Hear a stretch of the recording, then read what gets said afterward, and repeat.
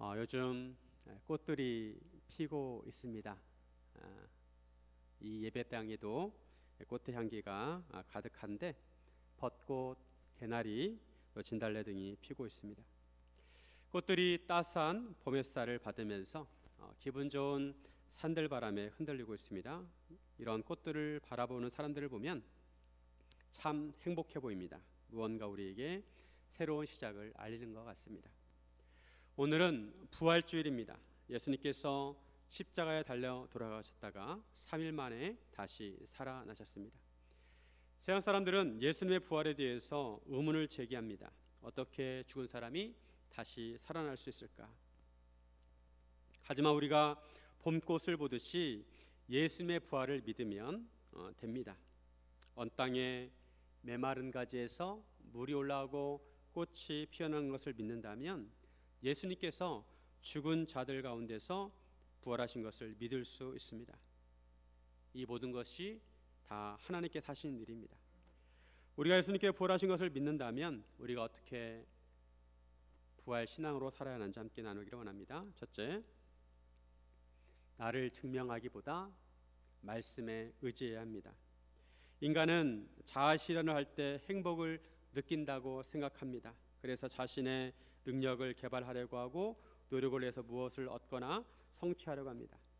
하지만 부활하신 예수님께서 우리에게 바라시는 것은 우리가 노력하기보다 예수의 말씀에 의지하는 것입니다. 예수님께 부활하신 사건은 제자들마저 믿기 어려워했습니다. 예수님께 십자가를 지시기 이전에 적어도 3번 이상 십자가 부활을 예고하셨습니다. 하지만 예수님의 십자가 죽음도 예상하지 못한 제자들은 예수님의 부활도 기대하지 않았습니다. 제자들은 예수님께서 잡히시고 십자가에 돌아가신 것을 보고 두려움과 절망에 빠졌습니다. 그래서 다락방에 들어가서 문을 꼭꼭 닫고 숨어 있었습니다. 그들은 막달라 마리아와 여자들이 전하는 부활의 소식을 듣고도 믿으려고 하지 않았습니다. 그런 제자들에게 부활하신 예수님께서 직접 나타나십니다. 부활하신 예수님께서 제자들에게 보이시면서 예수님의 부활이 환상이 아니라 실제라는 것을 증명해 보이셨습니다. 먹을 것을 달라고 하셔서 먹기도 하시고, 심지어는 예수님의 못자국과 창자국에 손가락을 넣어 보라고 하셨습니다. 그래서 믿음 없는 자가 되지 말고 믿는 자가 되라고 하셨습니다. 이런 과정을 통해 의심 많은 도마도 믿음을 갖게 되었습니다. 그런데 오늘 본문에 보면 제자들은 부활하신 예수님을 만나고 나서도 큰 변화가 없어 보입니다. 제자들은 갈릴리 바다에서 고기를 잡고 있었습니다.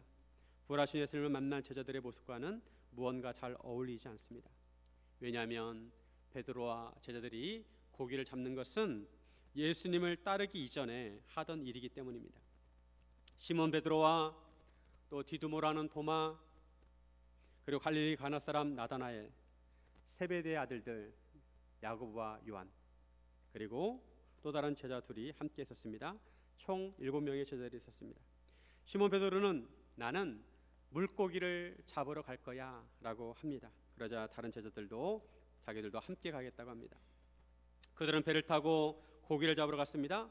그런데 실망스럽게도 그날 밤에 아무것도 잡지 못했습니다. 시몬 베드로는 왜 물고기를 잡으려고 했을까요? 예수님께서 갈릴리에서 만나자고 하셨기에 갈릴리에서 예수님을 기다리다가 무료에서 고기라도 잡으려고 했을 수도 있습니다. 하지만 그것보다는 베드로의 내면 상태를 보면 베드로는 예수님을 3번 부인한 것에 대한 자책감과 스스로에 대한 실망감으로 마음에 상처가 있습니다. 나 같은 것이 무슨 예수님의 제자라고 할 수 있어. 이런 생각이 계속 자신을 괴롭혔습니다. 이런 마음의 상처는 부활하신 예수를 만나고 나서도 쉽게 회복되지 않았습니다. 모든 일에 적극적이고 말보다 행동이 빨랐던 베드로는 의기소침해졌습니다. 예수를 3번이나 부인한 자기가 예수님을 위해 일을 한다는 것은 아무리 생각해도 자신이 없었습니다. 그래서 베드로는 예수를 만나기 전에 했던 일로 돌아간 것입니다. 사람들은 흔히 자기에게 익숙한 일을 찾습니다. 베드로는 어부였습니다. 그런데 예전에 예수님께서 베드로에게 너는 사람을 낚는 어부가 되라 라고 하셨습니다. 그 순간부터 베드로는 그물과 배를 버려두고 예수님을 따랐습니다. 예수님과 함께 다니면서 예수님의 말씀과 행동을 보면서 베드로는 꿈에 부풀었습니다. 예수님과 함께라면 이 세상에서 못할 일이 없을 것 같았습니다. 예수님과 함께라면 왠지 모를 자신감이 생겼습니다. 예수님께서 해결하지 못하시는 문제가 없었고 또 예수님 앞에서 거스르는 세력이 없었습니다. 그렇게 자신감을 가지고 예수님을 따르고 지켜드리려고 했지만 오히려 예수님을 3번이나 부인하게 되었습니다. 베드로는 이런 자신을 보면서 예수님의 일을 하기에는 자격이 없다고 생각을 했습니다. 자격지심이 들었습니다. 이런 상태에서 베드로가 생각한 일은 예전에 하던 일, 고기를 잡는 일이었습니다. 그 당시에 어부들은 나름 바쁜 생활을 했습니다. 오후 3시가 되면 잠에서 깨가지고 낮잠을 자가지고 잠에서 깨어나 그물을 걷어서 배에 실었습니다. 그리고 오후 6시가 되면 배를 타고 노를 저어서 갈릴리 호수로 나아갑니다. 그리고 밤 9시에서 12시가 되면 그물을 내렸습니다. 고기를 잡으려면 적어도 배가 3척이 필요했습니다. 배 한 척은 그물을 고정하고 또 한 척은 그 그물을 가지고 이동하고 또 한 척은 그물을 싣고 이동을 했습니다. 그물을 여러 기업으로 쳤습니다. 그리고 새벽 4시에서 7시에 그물을 올렸습니다. 그리고 배를 저어서 다시 돌아오면 오전 10시에서 12시가 됩니다. 호숫가에서 물고기를 수확하고 그물을 씻어 말렸습니다. 그 당시 그물은 대추야자 나무 섬유로 만들었기에 물에 잘 씻어서 말려야 했습니다. 그렇지 않고 물에 젖은 상태로 방치하면 금방 썩게 되었습니다. 바로 씻어서 말려야 합니다. 베드로와 제자들은 밤새도록 고기를 잡았지만 안타깝게도 고기를 한 마리도 잡지 못했습니다. 3년 만에 그물을 잡아서 그런지 고기잡이가 영 현찮지 않았습니다. 그때 누군가 바닷가에 서 있었습니다. 그분은 예수님이셨지만 제자들은 예수님인 줄 몰랐습니다. 예수님께서 말씀하십니다. 얘들아, 너희에게 고기가 있느냐? 그래서 제자들은 없다고 합니다. 예수님께서 그물을 배 오른편에 던지라고 하십니다. 예수 말씀을 따라 그들이 그물을 던졌을 때 물고기가 많아 그물을 들 수 없게 되었습니다. 베드로가 예수님의 부르심을 받았을 때도 같은 일이 있었습니다. 그때도 베드로가 고기를 잡지 못했는데 예수 말씀에 의지해서 그물을 내렸더니 그물이 찢어질 정도로 고기가 많이 잡혔습니다. 그때 베드로는 예수님께 자기를 죄인이라고 고백을 했습니다. 어부는 고기에 승부를 걸어야 합니다. 어부는 고기로 증명해야 합니다. 다른 것 다 필요 없고 고기를 많이 잡은 어부가 훌륭한 어부입니다. 예수님을 따르다가 자기 자신의 실망한 베드로는 그 이전의 삶으로 돌아가라고 했습니다. 그래서 고기라도 잡으려고 했습니다. 그런데 고기라도가 아니라 고기조차 잡지 못했습니다. 고기를 한 마리도 잡지 못한 베드로는 자신에 대한 실망감이 더 컸을 것입니다. 그런데 예수님 말씀에 순종하여 그물을 내리자 밤새도록 잡히지 않던 고기가 그물에 가득하게 잡혔습니다. 물고기가 너무 많아서 그물을 들 수가 없었습니다. 어떤 사람은 인생은 한 방이라고 합니다. 무엇이라도 한 번 대박이 나면 인생에서 성공한다는 것입니다. 우리는 인생에서 성공하려고 무지하게 노력을 합니다. 노력을 해보지 않은 사람은 없을 것입니다. 하지만 인생은 아무리 노력을 해도 되지 않는 일이 있습니다. 사람들이 절망하는 것은 인생의 한계를 느낄 때입니다. 베드로는 인생의 한계를 느꼈습니다. 그렇게 고기를 잡고 싶었지만 만선이 아니라도 몇 마리라도 잡고 싶었지만 고기가 한 마리도 잡히지 않았습니다. 예수님 말씀에 순종했을 때 그렇게 요원해 보이던 목표를 달성하게 됩니다. 많은 고기를 잡게 되었습니다. 예수님께서 왜 이렇게 고기가 많이 잡히게 하셨을까요? 어부였던 제자들에게 고기 잡는 법을 가르쳐 주시기 위한 것이 아니었습니다. 내 인생의 배를 채울 수 있는 것은 나의 그물질이 아니라 예수님의 말씀이라는 것입니다. 베드로가 이전에 주의 말씀에 의지하여 그물을 내렸습니다. 오늘 사건은 그때를 연상하게 합니다. 누가복음 5장 5절. 시몬이 대답하여 이르되 선생님, 우리들이 밤이 새도록 수고하였으되 잡은 것이 없지만은 말씀에 의지하여 내가 그물을 내리리이다 하고, 예수님은 직업이 목수였습니다. 베드로는 어부였어요. 그럼에도 주님이신 예수님의 말씀에 의지했을 때 많은 고기를 잡았습니다. 부활하신 예수님을 만난 성도는 인생을 바라보는 관점이 달라야 합니다. 여전히 내 인생의 주인을 나라고 생각해서는 안 됩니다. 내 인생의 주인은 예수님이십니다. 아무리 목사라도, 아무리 장로와 권사라도 이것을 명심해야 합니다. 우리가 예수님을 주님이라고 부르는 것과 마음으로 진심으로 주님으로 인정하고 따르는 것은 다른 것입니다. 목사라더라도 입으로 주님이라고 하지만 실상은 자기 자신을 주인으로 섬기는 경우가 있습니다. 이런 경우는 자기 자신이 신이 되는 것입니다. 예수님을 진심으로 주인으로 인정한다면 인생관이 바뀌어야 합니다. 지금까지는 내가 자아 실현을 해야 성공한 인생으로 보았다면 이제는 주님의 말씀에 의지하는 인생을 성공한 인생으로 생각해야 합니다. 물론 내가 노력해서 성공적인 인생을 살 수도 있습니다. 하지만 예수님께서 우리를 향하신 뜻이 있습니다. 우리 인생은 우리의 노력으로 채워지지 않습니다. 예수님께서 채워주셔야 합니다. 우리가 예수님 말씀에 순종할 때 우리 인생이 채워지게 될 것입니다. 우리는 순종보다 자기 생각대로 하는 것을 더 편하게 생각합니다. 그것이 더 성공적인 결과를 만들 거라고 생각합니다. 하지만 자기 생각대로 하면 자기 뜻을 이룰 수 있지만 주님의 뜻은 이룰 수가 없습니다. 반면에 예수님 말씀에 순종하면 자기 뜻이 이루어지지 않는 것처럼 보여도 결국에는 예수님께서 우리 인생을 채우실 것입니다. 사랑하는 성도 여러분, 부활하신 예수님 말씀에 의지하기를 주님의 이름으로 축원드립니다. 둘째, 예수님께 나아가 관계를 회복해야 합니다. 우리가 예수님의 부활을 믿는다면 예수님께 나아가 예수님과의 관계를 회복해야 합니다. 한번 예수님 믿었다고 예수님과 온전한 관계가 맺어지는 것이 아닙니다.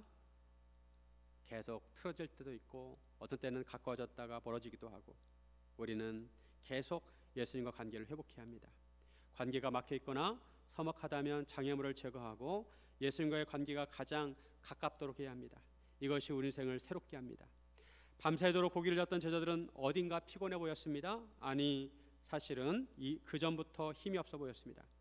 그러다가 예수님 말씀에 그물을 내려서 많은 고기를 잡았을 때 정신이 번쩍 들었습니다. 예수님께서는 가끔 깜짝깜짝 놀라게 하는 일을 하십니다. 아무도 예상하지 못하고 생각하지 못했던 일들을 하십니다. 제자들은 예수님과 함께 다니면서 당황하는 동시에 무언가 눈이 밝아지고 새로운 지평이 열리는 경험을 했습니다. 예수님께서 사랑하시는 그 제자, 요한복음에서는 요한복음을 기록한 저자 요한을 이렇게 부릅니다. 표현했습니다. 예수께서 사랑하시는 제자, 즉 요한이 베드로에게 바닷가에 서 계신 분이 주님이시라고 귀뜸해 주었습니다. 요한은 관찰력이 좋았습니다. 매사에 침착했습니다. 평소에 덤벙덤벙하는 베드로와 성격이 달랐습니다. 요한으로부터 주님이시라는 말을 들은 베드로는 행동이 빨랐습니다. 시몬 베드로가 벗고 있다가 겉옷을 두른 후에 바다로 뛰어내렸습니다. 보통은 배로 이동을 해서 가는데 베드로는 얼마나 마음이 급한지 배에서 뛰어내렸습니다. 다른 제자들은 육지에서 거리가 약 50간, 약 100m쯤 되었으므로 작은 배를 타고 물고기가 든 그물을 끌고 왔습니다. 육지에 올라보니 숯불이 있었습니다.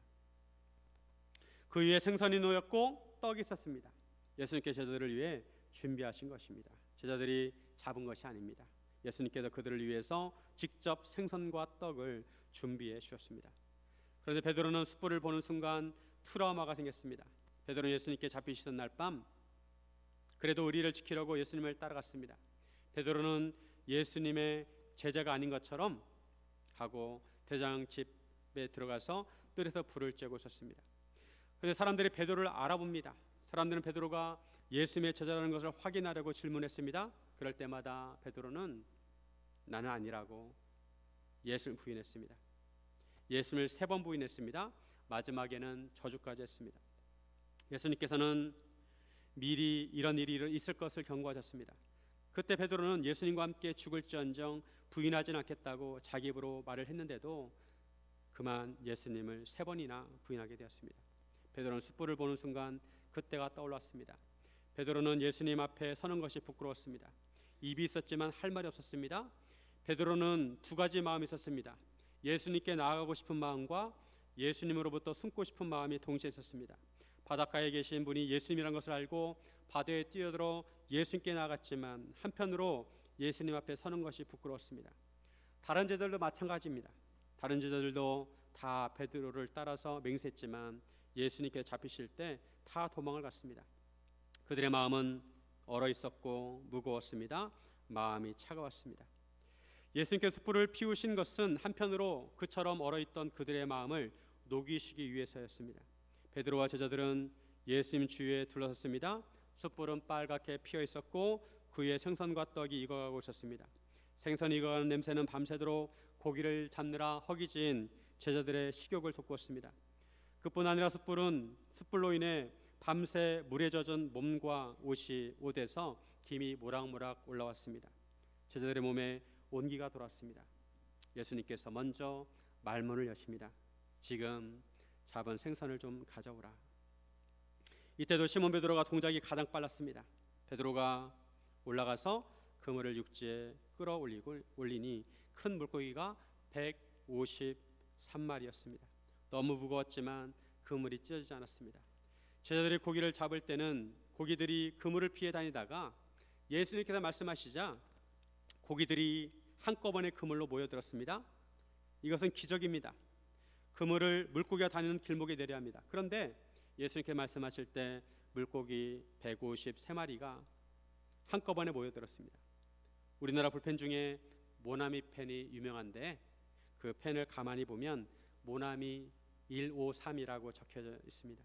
바로 오늘 본문을 모티브로 해서 볼펜 이름을 지었다고 합니다. 예수님께서 제자들에게 와서 조반을 먹으라고 하십니다. 최후의 만찬이 마지막 주님과 식사였는데 제자들은 부활하신 예수님과 함께 따뜻한 아침 식사를 하게 되었습니다. 예수님께서 친히 준비하신 아침 식사로 허기진 배를 채웠습니다. 숯불에 구운 고기와 떡으로 온몸에 온기가 전해졌습니다. 예수님의 사랑이 전해졌습니다. 제자들이 예수님이신 줄 알기에 아무도 당신이 누구냐고 묻지 않았습니다. 예수님께서 친히 떡을 가져다가 그들에게 떼어주시고 생선도 나누어 주셨습니다. 이것이 예수님께서 죽은 자 가운데 살아나신 후에 세 번째로 제자들에게 나타나신 것입니다. 예수님께서 이처럼 바닷가에서 차가운 아침 공기를 가르시고 숯불에 물고기와 떡을 구워서 제자들에게 주신 것은 그들과의 관계를 회복하고자 하신 것입니다. 예수님께서 먼저 제자들에게 따뜻한 식사를 대접하셨습니다. 우리가 관계를 회복하려면 식사를 자주 해야 합니다. 같이 밥을 먹는 것이 아무것도 아닌 것 같아도 함께 교제하는 것이고 함께 마음을 나누는 것입니다. 예수님께서는 제자들에게 따지지 않으셨습니다. 너희들이 나에게 몇 년 동안 훈련을 받았는데 그렇게 겟세마네 동산에서 기도를 같이 하자고 했는데도 잠이 들었느냐? 내가 잡혀갈 때 너희들은 왜 다 도망을 갔느냐? 내가 십자가 달려있을 때 너희들은 다 어디 있었느냐? 내가 3번이나 십자가 부활을 얘기했는데 왜 믿지 않았느냐라고 따지지 않으셨습니다. 예수님께서는 말없이 아침을 대접하셨습니다. 먼저 잘 먹이고 난 다음에 대화를 하십니다. 예수님께 십자가를 지시고 부활하신 것은 우리를 구원하시기 위해서입니다. 예수님께서 우리의 죄 때문에 십자가에 달리셨고 우리를 살리시려고 부활하셨습니다. 이런 예수님의 은혜에 동참하려면 우리가 예수님을 믿고 예수님과 연합해야 합니다. 예수님과 관계를 회복하고 예수님과 밀착되어야 합니다. 예수님과 연합해서 한 몸이 되어야 합니다. 그래야 예수님과 함께 죽고 예수님과 함께 사는 것입니다. 우리가 많은 관계를 맺고 살지만 예수님과 관계를 가장 먼저 회복해야 합니다. 예수님께서는 수고하고 무거운 짐진 자들을 지금도 부르고 계십니다. 밤새 그물질을 하였지만 고기를 한 마리도 잡지 못한 제자들을 위해서 숯불을 피우시고 고기와 떡을 구워주십니다. 인생 한번 잘 살아보겠다고 안 해본 것 없이 고생을 많이 했지만 빈수레만 남은 것처럼 느껴질 때 예수님께서 말없이 우리를 향해 팔을 벌리고 계십니다. 그래, 참 수고 많았다. 내가 너의 마음을 안단다. 중요한 것은 우리가 부끄러운 마음이지만 예수님께 나아가 마음을 열어야 한다는 것입니다. 부끄럽지만 우리의 더러운 손을 내밀어서 예수님의 따뜻한 손을 잡아야 합니다. 그럴 때 예수님과 관계를 회복할 수 있습니다. 예수님께서는 우리가 깨끗해서 찾아오신 것이 아니라 우리를 깨끗하게 하시기 위해서 찾아오셨습니다. 요한계시록 3장 20절에 보면 볼지어다 내가 문 밖에 서서 두드리노니 누군지 내 음성을 듣고 문을 열면 내가 그에게로 들어가 그와 더불어 먹고 그는 나와 더불어 먹으리라.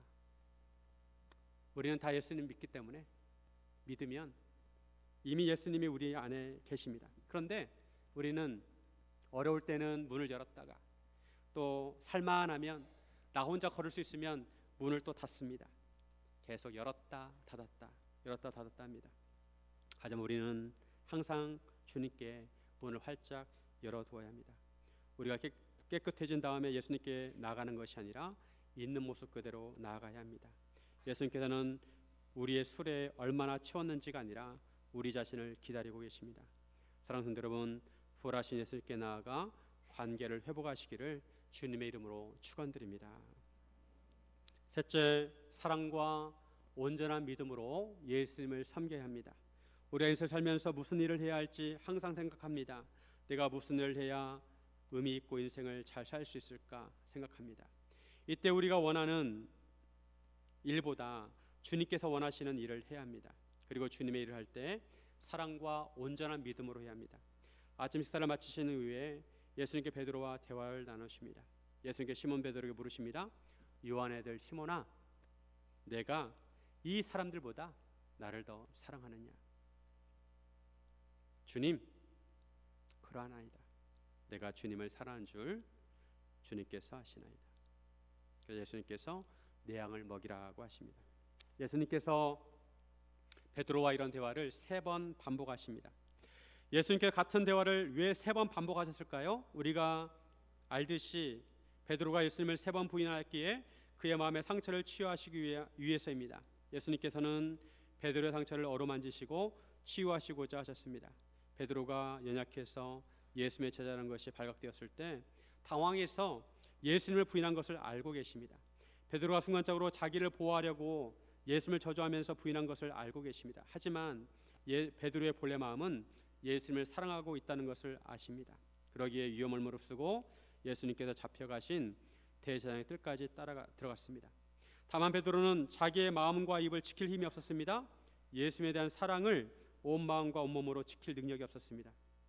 예수님께서 이 모든 것을 아시기에 예수님께서 다시 한번 베드로에게 사랑을 확인하십니다. 예수님께서는 베드로의 입으로 그 사랑을 다시 한번 고백할 수 있는 기회를 주신 것입니다. 그리고 한편으로 예수님께서 베드로에게 목양을 맡기십니다. 예수님께서는 참된 목자십니다. 그런데 이제 곧 승천하셔야 합니다. 예수님께서는 베드로에게 예수님의 양을 맡기십니다. 내 양을 치라, 내 양을 먹이라. 되짚어보면 예수님께서 베드로에게 사역을 맡기시기 전에 사랑을 먼저 확인하신 것입니다. 이것은 우리가 주님의 사역을 할 때 사역의 동기가 사랑이어야 한다는 것입니다. 우리가 교회 일을 하거나 주님의 일을 할 때 그 동기가 예수님에 대한 사랑이어야 합니다. 모든 일을 예수님을 사랑하는 마음으로 해야 합니다. 예수님을 사랑하기 때문에 교회를 섬기고 예수님을 사랑하기 때문에 이웃과 성도를 섬겨야 합니다. 우리가 주님의 일을 할 때 사랑으로 해야 합니다. 그리고 또 한 가지는 온전한 믿음으로 해야 합니다. 예수님께서는 베드로에게 같은 질문을 3번 하셨습니다. 같은 질문을 3번 하면 대답하는 사람 입장에서 생각이 깊어집니다. 질문하는 의도가 무엇인지, 무엇 때문에 질문하는 것인지 고민하게 됩니다. 가끔 아내가 남편에게 물어보죠. 당신 나 사랑해? 사랑해. 근데 3번 똑같이 물어보면 남편의 머리가 복잡해지죠. 고민을 합니다. 베드로도 고민이 되었습니다. 그래서 오늘 본문에 보면 근심하면서 말했습니다. 17절에 보시면 베드로가 3번째 대답할 때 근심하면서 말을 합니다. 그 고민의 흔적이 3번째 베드로의 대답에 있습니다. 베드로는 이전과 같은 대답을 하면서 모든 것을 추가합니다. 모든 것들이란 단어를 추가합니다. 앞에서는 주님께서 하십니다 라고 했는데 3번째는 주님 모든 것을 아시오매를 추가합니다. 베드로는 무슨 의미로 이렇게 말했을까요? 앞에서도 말씀드렸지만 최애 만찬에서 예수님께서는 베드로가 3번 부인할 것을 말씀하셨습니다. 그때 베드로는 예수님 말씀에 토를 달았습니다. 제가 죽을지언정 주님을 부인하지 않겠습니다. 저를 뭘로 보고 그러십니까? 제가 결코 부인하지 않겠습니다. 그런데 지나고 보니 예수님의 말씀대로 했습니다. 사실 예수님께서 이런 말씀을 하신 것은 베드로를 깎아내리기 위한 것이 아니라 하나님의 말씀이 이루어진다는 것을 강조하기 위한 것입니다. 마태복음 26장 31절에 그때 예수께서 제자들에게 이르시되 오늘 밤에 너희가 다 나를 버리리라. 기록된 바 내가 목자를 치리니 양의 떼가 흩어지리라 하였느니라.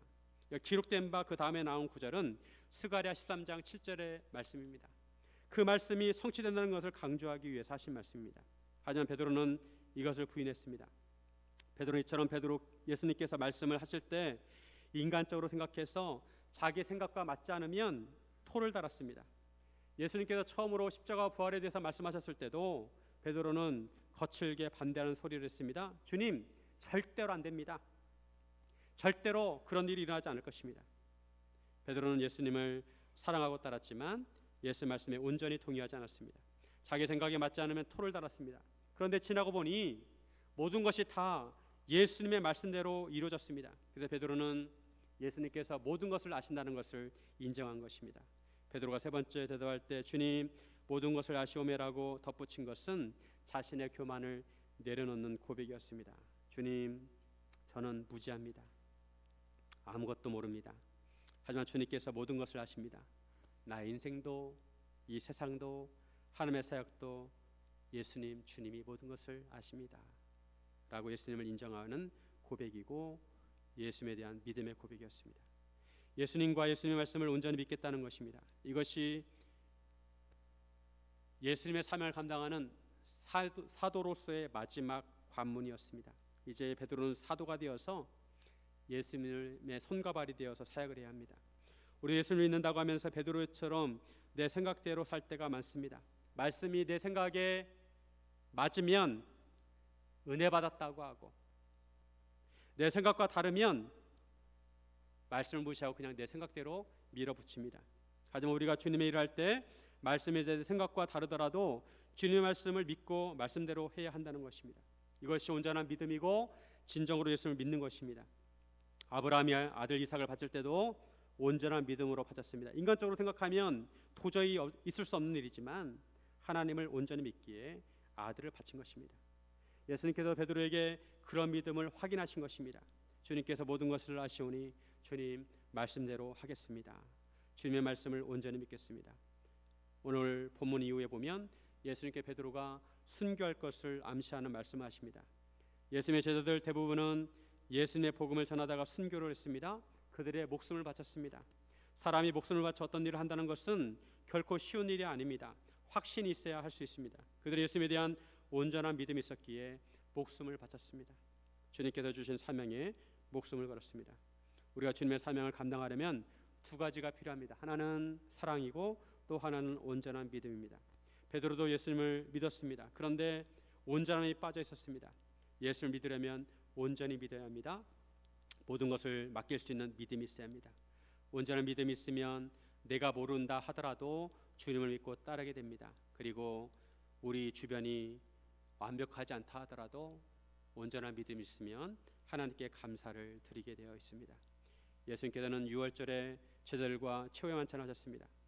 이스라엘 사람들은 유월절 식사를 할 때 다예누라는 것을 합니다. 저를 한번 따라해 볼까요? 다예누. 네, 처음 들어보는 말이죠. 네, 어려울 겁니다. 그 뜻이 뭐냐면 그것만으로도 충분했을 것입니다. 한번 따라해 볼까요? 그것만으로도 충분했을 것입니다. 주로 유월절 식사를 할 때 출애굽 사건을 가지고 했습니다. 한번 예를 들어 해보면 제가 인도자를 제가 읽으면 여러분은 다 함께 그 부분을 읽으시면 됩니다. 만일 주께서 우리를 이집트에서만 인도하여 내셨고 그들에게 심판은 행하지 않으셨다 해도 만일 그들의 심판만 행하시고 그들의 신들에게는 심판하지 않으셨다 해도 유월절에 식사하면서 삥 둘러가면서 이렇게 하는 것입니다. 이렇게 다연을 하면서 출애굽의 은혜를 되새겼습니다. 고통의 땅 애굽에서 인도하신 하나님의 은혜를 찬양하였습니다. 오늘은 부활절입니다. 이제 우리는 죄와 사망으로부터 우리를 구원하신 예수님의 그 십자가와 부활을 감사하고 하나님께 은혜를 올려드려야 합니다. 그래서 이것을 이 다예누를 오늘 십자가 부활에 맞추어서 한번 해봤으면 좋겠습니다. 제가 읽으면 여러분이 다 함께 그 부분을 읽으시면 되겠습니다. 1번 하나님께서 우리에게 죄를 깨닫게 하시기만 하셨어도 구원자를 약속해 주시기만 하셨어도 독생자 예수 그리스도를 보내주시기만 하셨어도 그리스도께서 죄 없으신 삶을 사시기만 하셨어도, 십자가에서 우리 죄를 대신하여 죽으시기만 하셨어도, 우리의 죄를 속량하시고 의를 이루시기만 하셨어도, 장사 되심으로 죽음의 실제를 담당하시기만 하셨어도, 사흘 만에 부활하기만 하셨어도, 죽음의 권세를 이기시기만 하셨어도, 우리를 의롭다 하시기만 하셨어도, 성령을 보내주시기만 하셨어도, 끝까지 우리를 붙드시고 영원롭게 하시기만 하셨어도, 그러나 하나님은 이 모든 것을 넘치도록 이루셨습니다. 오직 은혜로, 오직 그리스도로, 오직 하나님께 영광을 올립니다. 아멘. 우리를 구원하시기 위한 예수님의 십자가 부활은 이미 완전하고 충분합니다. 우리의 공로가 더 이상 필요하지 않습니다. 우리 하나님의 은혜로 구원받았습니다. 사랑하는 여러분, 부활하신 예수님을 온전히 믿고 주님의 말씀에 의지하시기를 주님의 이름으로 축원드립니다.